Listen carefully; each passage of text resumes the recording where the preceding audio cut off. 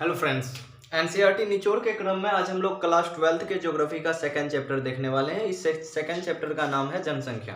ठीक है, तो सबसे पहले इस चैप्टर के जितने भी टॉपिक्स हैं कंप्लीट क्लियर करवा दूंगा। आपको दोबारा पढ़ने की भी शायद कभी आवश्यकता नहीं होगी, चाहे आप किसी भी एग्जाम की तैयारी कर रहे हो। इससे आपको बहुत ज़्यादा लाभ होने वाला है। तो दबा के शेयर और लाइक मारिए। अगर आपको पढ़ाए हुए चीज़ों का नोट्स चाहिए पीडीएफ के फॉर्म में, तो अधिक से अधिक मैक्सिमम से मैक्सिमम शेयर कीजिए वीडियो का। अगर वीडियो का पर 1000 लाइक आता है तो मैं आपको पीडीएफ बहुत आसानी से उपलब्ध करवा दूंगा। लिंक डिस्क्रिप्शन में दे दूंगा, जो एक क्लिक पे अपने आप आपके फ़ोन में डाउनलोड हो जाएगा। फिर आप कहीं भी उसको प्रिंट करवा के निकाल सकते हो। 1 रुपये पेज भी लगता है कहीं भी। तो आज हम लोग चलिए शुरू करते हैं चैप्टर जनसंख्या। चलिए, जनसंख्या है क्या, इसकी परिभाषा को अगर देख लें तो जनसंख्या क्या होती है? किसी विशेष भौगोलिक क्षेत्र में रहने वाले लोगों की कुल आबादी। मान लीजिए ये क्षेत्र है आपका, ये क्षेत्र का कोई भी नाम दे दीजिए एबीसी। इस क्षेत्र के अंदर जितनी भी आबादी रहती है, चाहे वो बच्चे का हो, बूढ़े का हो, स्त्री हो, पुरुष हो, कोई भी हो, संपूर्ण आबादी जो होता है वो उस क्षेत्र का क्या कहलाता है? जनसंख्या कहलाता है। बातें स्पष्ट हो गई? तो किसी विशेष भौगोलिक क्षेत्र में रहने वाले कुल आबादी को उस क्षेत्र का क्या कहते हैं? जनसंख्या कहते हैं। तो जनसंख्या की परिभाषा आप लोगों को क्लियर हो गई। ठीक है, अब देखिए यहाँ पर एक कथन है जो बहुत ज्यादा एग्जाम में देखने को मिलता है। सीधा पूछता है ये कथन किसका है? ये कथन देखिए, एशिया में बहुत कम स्थानों पर बहुत लोग, कम स्थानों में बहुत लोग और बहुत सारे स्थानों में कम लोग रहते हैं। देखिए क्या कहा जा रहा है कि एशिया जो हमारा एक महादेश है, सबसे बड़ा महादेश, एशिया के बहुत कम स्थानों में जो कम एरिया है वहां पर लोग बहुत रहते हैं, और जहां एरिया बहुत है उस जगह कम रहते हैं। तो कहने का ये मतलब है कि वितरण समान नहीं है, हर जगह समान रूप से नहीं है। जो जगह अच्छा है वहां घना बसा हुआ है, कांच कांच के आदमी भरा हुआ है, और जहां मान लीजिए बर्फीला जगह है, रेगिस्तान है, वहां जगह भले ही बहुत बड़ा एरिया है लेकिन लोग कम रहते हैं। तो ये कथन जो है कहा है जॉर्ज बी क्रेसी ने। ध्यान दीजिए, जॉर्ज बी क्रेसी। तो अगर आपको पूछे कि एशिया में कम जगह पर बहुत लोग और बहुत जगह पे कम लोग रहते हैं, ये कथन किसकी है? तो ये कथन है जॉर्ज बी क्रेसी की। ये देखिए, ये वितरण सिर्फ एशिया के लिए नहीं है, संपूर्ण विश्व में 10% जगह पर, मतलब 10% क्षेत्रफल पर 90% जनसंख्या रहती है। 10% क्षेत्रफल पर 90% जनसंख्या रहती है, और 90% क्षेत्रफल पर मात्र 10% जनसंख्या रहती है। ये स्थिति पूरे विश्व की है।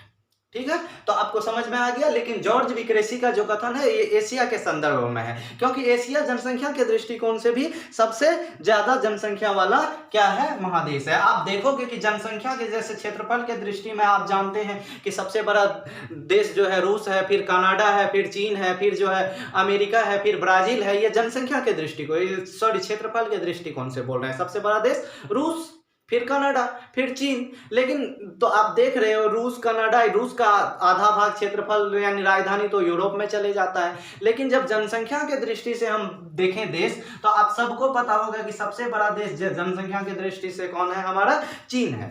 उसके बाद आप जानते हैं भारत का स्थान आता है। दोनों देश किस महादेश के अंतर्गत आती है? एशिया महादेश के अंतर।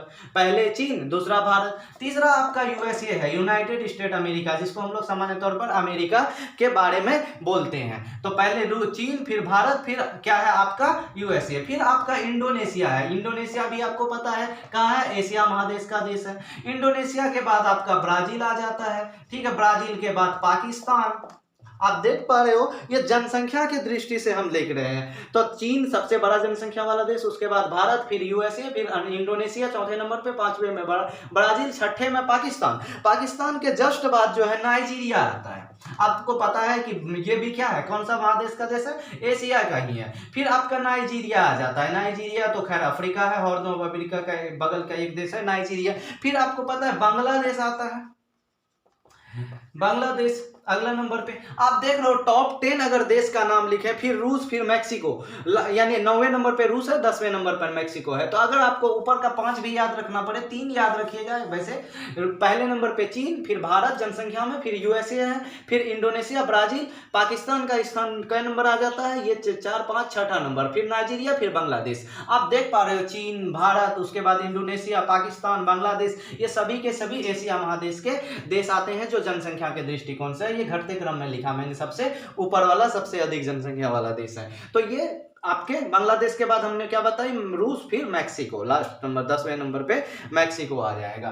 तो आपको समझ में आ गई होगी चीजें। तो दो चीज पहली समझ में आया, जनसंख्या क्या है, तो किसी विशेष भौगोलिक क्षेत्र में रहने वाले आबादी की कुल संख्या या आबादी की कुल आबादी, वहां क्या क्या कहलाता है, जनसंख्या कहलाता है। अब आते हैं जनसंख्या घनत्व।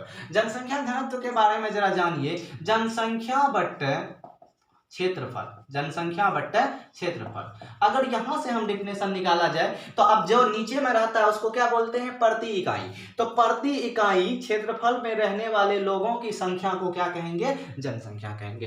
प्रति इकाई क्षेत्रफल में रहने वाले लोगों की संख्या को क्या कहते हैं, जनसंख्या कहते हैं। दूसरा डिफिनेशन अगर जाने कि किसी भी भौगोलिक क्षेत्र की कुल आबादी तथा उस क्षेत्र के कुल भौगोलिक क्षेत्रफल को के अनुपात को हम लोग क्या कहेंगे, जनसंख्या। किसी विशेष भौगोलिक क्षेत्र की कुल आबादी तथा कुल क्षेत्रफल का अनुपात क्या कहलाएगा, जनसंख्या। या यहां से देखेंगे तो प्रति इकाई क्षेत्रफल पर आबादी की कुल संख्या क्या कहलाएगा, जनसंख्या घनत्व कहलाता है। अब देखिए जनसंख्या वितरण का घनत्व, वितरण का मतलब समझ लीजिए कि मान लीजिए भारत में प्रति इकाई क्षेत्रफल पे 211 लोग रहते हैं, कहीं 500 लोग रहेंगे चीन के किसी इलाके में, कहीं 100 लोग ही रहेंगे। तो अलग अलग क्षेत्र में कितना कितना लोग रहेगा और किस क्षेत्र में अधिक लोग निवास करेंगे और किस क्षेत्र में कम लोग का निवास करेंगे, इस चीज को हम लोग कैसे कहेंगे, जनसंख्या वितरण कहेंगे। तो अगर आपको पूछे कि जनसंख्या वितरण के कारण क्या क्या है, तो जनसंख्या में लिखेंगे, अगर लॉन्ग आंसर में लिखना है आपको सब्जेक्टिव वाइज, तो लिखेंगे जनसंख्या वितरण के निम्न कारण है। पहला कारण आप लिखेंगे भौगोलिक कारण, भौगोलिक कारक या भौतिक कारक। ठीक है, भौतिक कारक में क्या क्या लिखोगे, भौतिक कारक में आप लिख दोगे जल की उपलब्धता, एक नंबर कि जल की उपलब्धता।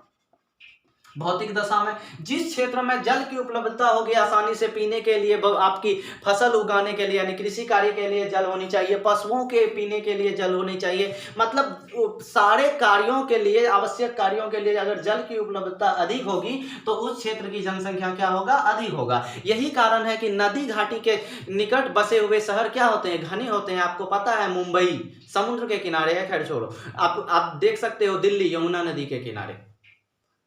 तो जो भी शहर नदी के, बनारस है, वाराणसी गंगा नदी के किनारे है। अब इतिहास में चले जाएंगे तो सिंधु घाटी सभ्यता नदी के ही नाम पे पड़ा, मिस्र की सभ्यता, मेसोपोटामिया की सभ्यता, यानी पुरानी ऐतिहासिक सभ्यता जितनी भी थी नदी के किनारे बसी। क्योंकि नदी के किनारे इसलिए बसी क्योंकि जल की उपलब्धता वहां अधिक थी। तो यहाँ का व्याख्या कर सकते हैं आप कि जहां मनुष्य की आवश्यक जरूरतों के लिए, कृषि कार्य के लिए और पशु के पीने के लिए और कार्यों के लिए अगर जल की उपलब्धता होगी तो वहां की जनसंख्या क्या हो जाएगी, अपने आप स्वतः ही अधिक हो जाएगी। यह भौगोलिक कारण का पहला कारण था। दूसरा आप बता सकते हैं भू आकृति। भू आकृति का मतलब लोग जो है समतल मैदानी क्षेत्र में या कम ढाल वाले क्षेत्र में रहना पसंद करते हैं। लिखेंगे क्या, लोग समतल मैदानी क्षेत्र में और कम ढाल वाले क्षेत्र में। आप जानते हैं कि जो समतल मैदान होगा वो मैदानी भाग क्या होगी कि एक तो परिवहन के लिए आसान होगा, सड़क बनाना बहुत आसान होगा, लेकिन पहाड़ काट के सड़क बनाना कितना मुश्किल है।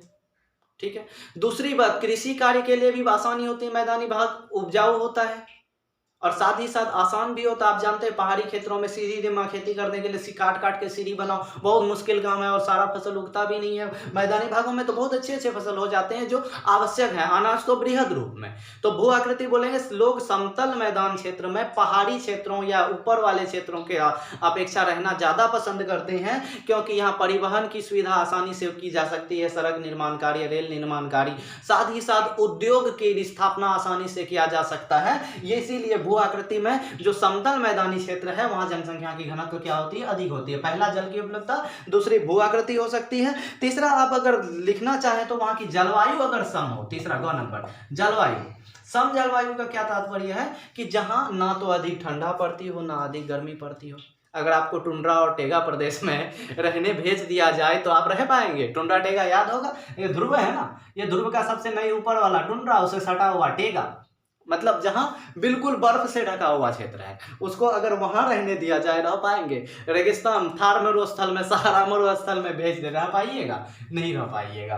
तो अगर जलवायु क्या हो, ना ज्यादा ठंडा हो ना ज्यादा गर्म हो, सम जलवायु, मतलब ये जलवायु जिसमें मनुष्य का रहना बहुत आसान होता है, वैसे जलवायु में जनसंख्या की क्या हो जाती है, वृद्धि हो जाती है। तो ये सब आपके भौतिक कारक आ सकते हैं, जल की उपलब्धता, भू आकृति, जलवायु, ठीक है, ये सारे भौतिक कारण हैं। दूसरा आपका आर्थिक कारण हो सकता है। आपको पता है आर्थिक मतलब, आर्थिक शब्द जहां पर हो ना, समझ जाओ धन दौलत, ठीक है, रुपया पैसा टका, जिससे दुनिया चलती है, एक दृष्टिकोण से, सभी दृष्टिकोण से नहीं, ठीक है। तो आर्थिक कारण की अगर बात करें तो आर्थिक कारक में आप जरा देखिएगा कि जहां खनिज की उपलब्धता हो, खनिज का जो निक्षेप होता है, जहां मिट्टी के नीचे से मान लीजिए पेट्रोलियम निकल रही है, कोयला निकल रही है, तांबा निकल रहा है, सोना निकल रहा है, उस क्षेत्र में क्या होगा, अपने आप उद्योग, खनिज का खनन करने वाले के लिए हजारों की संख्या में मजदूर चाहिए।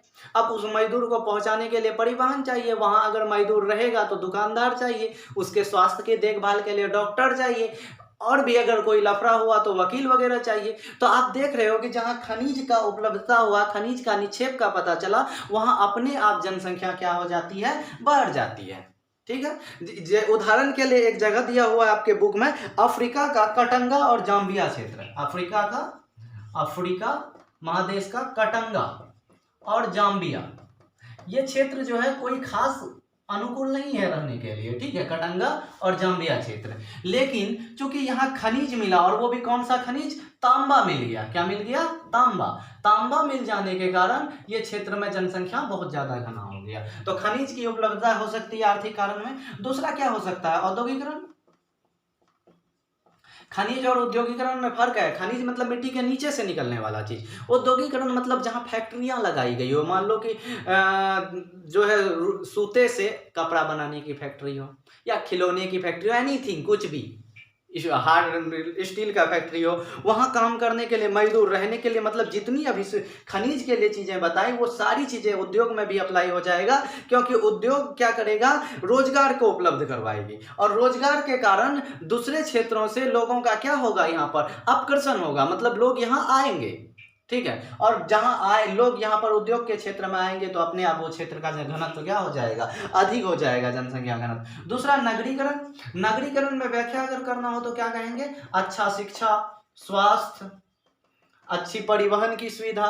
तो शिक्षा, स्वास्थ्य, परिवहन की सुविधा के संचार संबंधी सुविधा के कारण क्या होती है, नगर लोगों को आकर्षित करती है। अभी के समय में नवयुवक, मेरे जैसे, आपके जैसे, इंटरनेट जहां अच्छा चले वहां रहेंगे, ठीक है। तो शिक्षा हो गया, स्वास्थ्य हो गया, परिवहन संबंधी जो भी अवसर होती है, बहुत ज्यादा अवसर उपलब्ध होता है नगर में। यही कारण है कि नगर जनसंख्या को अपनी ओर आकर्षित करती है, जिस कारण से नगर की जनसंख्या क्या हो जाती है, अधिक हो जाती है। तो क्या हो गया, खनिज, उद्योग, उसके बाद नगरीकरण, ये तीन आर्थिक कारण हो सकते हैं। दूसरा आपका सामाजिक और धार्मिक कारण भी हो सकता है, सामाजिक और सांस्कृतिक कारण, सामाजिक तथा सांस्कृतिक कारण भी ले सकते हैं हम लोग। सामाजिक कारण में जरा देखिए कि जहां मान लीजिए लोगों के साथ भेदभाव किया जा रहा हो, ऊंचे जाति नीचे जाति बहुत ज्यादा हो रहा हो, क्या वहां लोग रहना पसंद करेंगे, नहीं करेंगे। जिस कारण से वहां से लोगों का क्या हो जाता है, उत्कर्ष हो जाती है, हट जाते हैं लोग वहां से, ठीक है। और दूसरी चीज, कुछ जगह जो धार्मिक क्षेत्र है, जैसे कि आप जानते हैं कि दुनिया का सबसे लंबा मेला सुल्तानगंज से देवघर, बिहार झारखंड का संयुक्त रूप से, बहुत ज्यादा घनत्व वाला क्षेत्र बन गया देवघर। क्यों? क्योंकि उसी धार्मिक क्षेत्र के कारण वहां क्या हो गई, जनसंख्या का निवास होना शुरू हो गया, बहुत गया जनसंख्या, क्योंकि रोजगार उपलब्ध करवा देती है। लोग तीर्थ यात्री आते हैं। आप जानते हैं कि पर्यटन के कारण कितने देश बहुत ज्यादा अमीर हो गए। मलेशिया के बारे में देख लीजिए आप, ब्रुनेई के बारे में देख लीजिए, इसके बारे में आप पढ़ोगे तो ये लोग क्यों अमीर हो गया, जबकि उनके पास कोई खास संसाधन नहीं है, पर्यटन के कारण। तो पर्यटन, सांस्कृतिक, सामाजिक या सांस्कृतिक जो धरोहर वाले क्षेत्र हैं, वो भी जनसंख्या को क्या करता है, अपनी ओर आकर्षित करता है, ठीक है, तो ये जनसंख्या वितरण के कारक हो गए। तो भौतिक कारक में देखें, जहां जल की उपलब्धता अधिक होगी, भू आकृति सही रहेगी। आर्थिक कारण में खनिज आ गया, उद्योग आ गया, नगरीकरण, सामाजिक सांस्कृतिक कारण में आपको बता दिया, ऐतिहासिक धरोहर की चीजें, धार्मिक धरोहर की चीजें जो लोगों को क्या करती है, अपनी ओर खींचती है, वो क्या कहलाएगा, जनसंख्या बढ़ाने का उस क्षेत्र में बड़े कारण होंगे। जबकि इसके विपरीत अगर स्थिति रहेगी तो वो क्या होगा, वहां जनसंख्या के घनत्व तो कम होगी। चलिए आगे बढ़ते हैं। ऊपर चलेगा, होने लग रहा था। चलिए नेक्स्ट टॉपिक हम लोग देखते हैं, जनसंख्या वृद्धि। जनसंख्या वृद्धि को कैसे परिभाषित करेंगे, जानते हैं। जनसंख्या वृद्धि अथवा जनसंख्या का परिवर्तन एक ही शब्द है, ठीक है। किसी निश्चित समय में निश्चित क्षेत्र में रहने वाले लोगों की संख्या में परिवर्तन। क्या बोल रहे हैं, किसी निश्चित समय में और निश्चित क्षेत्र में रहने वाले लोगों की संख्या में परिवर्तन क्या कहलाएगा, जनसंख्या वृद्धि कहलाएगा। लोगों की संख्या में परिवर्तन से क्या तात्पर्य हो जाता है, चाहे ये परिवर्तन धनात्मक हो सकती है अथवा ये परिवर्तन क्या हो सकता है, ऋणात्मक हो सकती है, ठीक है।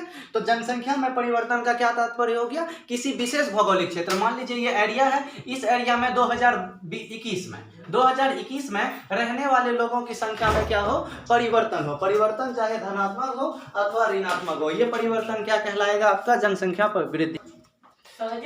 चलिए हम लोग अब देखते हैं, जनसंख्या वृद्धि समझ में आ गई। किसी निश्चित भौगोलिक क्षेत्र और निश्चित समय में होने वाले लोगों की आबादी में क्या होगी, जो बदलाव होगी, वो जनसंख्या वृद्धि कहलाएगी। जनसंख्या वृद्धि दो प्रकार से हो सकती है, एक आपका पॉजिटिव चेंजेज होगी, दूसरा नेगेटिव चेंज होगी।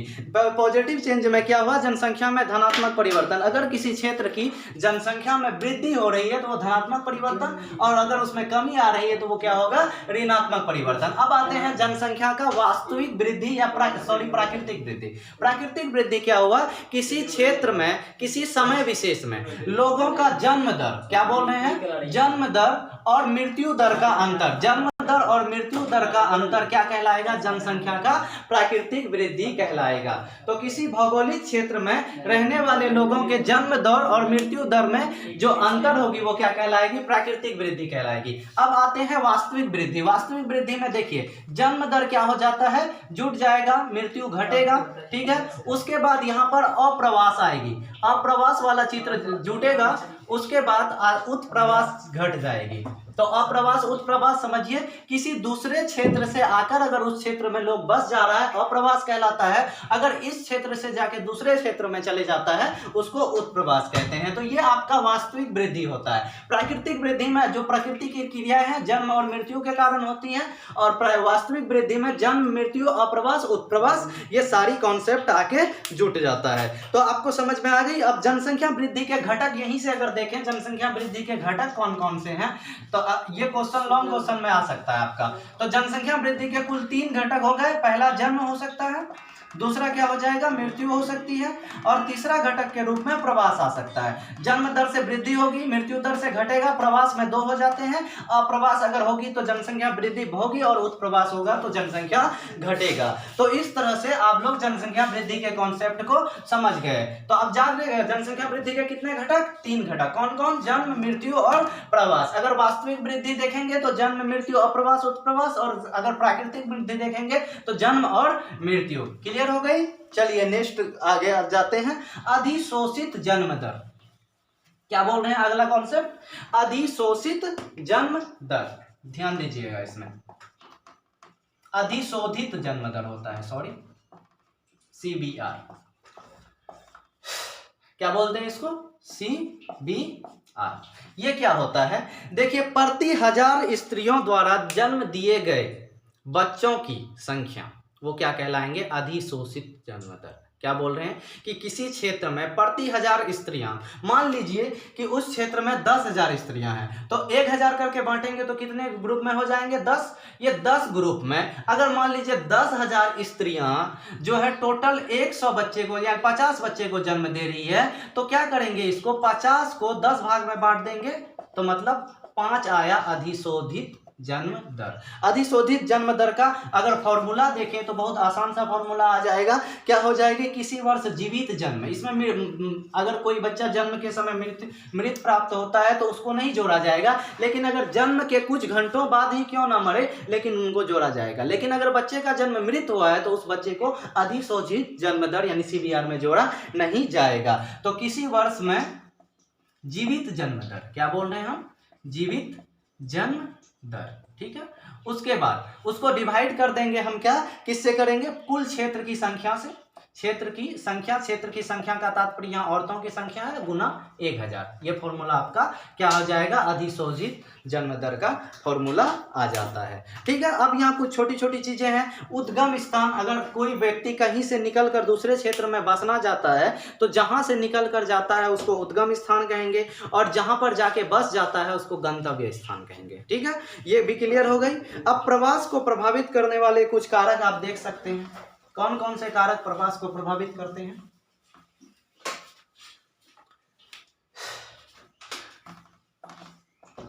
प्रवास को प्रभावित करने वाले कारक, ठीक है। कौन सा? प्रवास को प्रभावित करने वाला कारक।